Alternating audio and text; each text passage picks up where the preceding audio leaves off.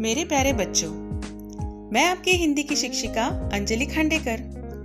तो कैसे हैं आप? आशा करती हूँ कि आप सभी स्वस्थ एवं मस्त होंगे।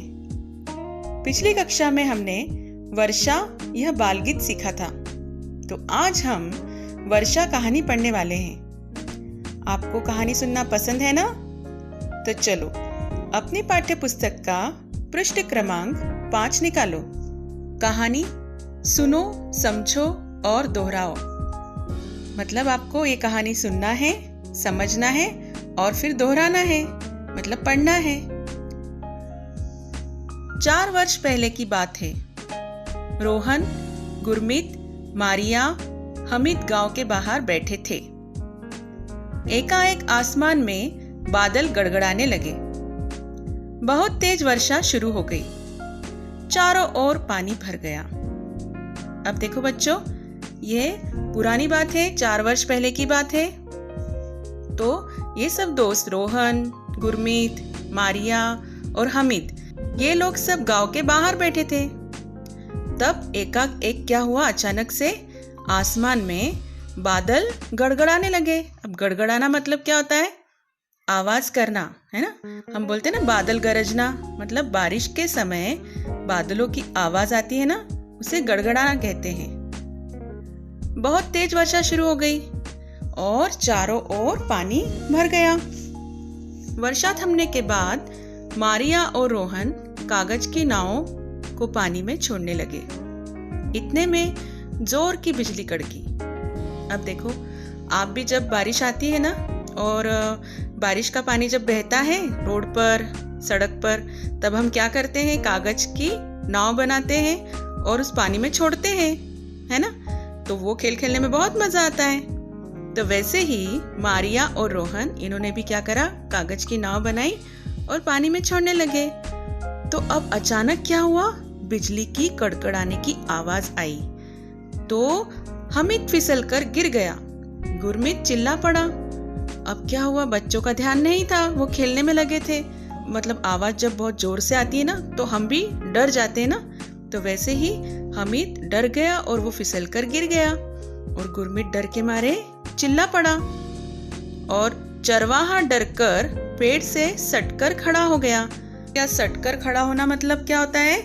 चिपक कर खड़ा हो जाना।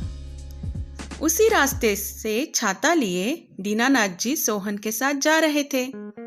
उन्होंने चरवाहे को समझाया कि बरसात में पेड़ के नीचे नहीं खड़ा होना चाहिए, बिजली गिरने का डर रहता है। अब क्या हुआ? तभी अचानक वहां से दीनानाथ जी, एक छोटा बच्चा था सोहन, उसके साथ जा रहे थे। तो उन्होंने जैसे ही देखा कि चरवाहा पेड़ के नीचे खड़ा है, तो उन्होंने क्या बोला कि बरसात में पेड़ के नीचे नहीं खड़ा होना चाहिए। क्यों नहीं खड़ा होना चाहिए बच्चों? क्योंकि अगर बिजली गिरती है तो वो पेड़ पर गिरती है या किसी खंबे पर गिरती है, तो ऐसी जगह पर हमें खड़ा नहीं होना चाहिए। दीनानाथ जी का कहना मानकर वह पेड़ के नीचे से हट गया।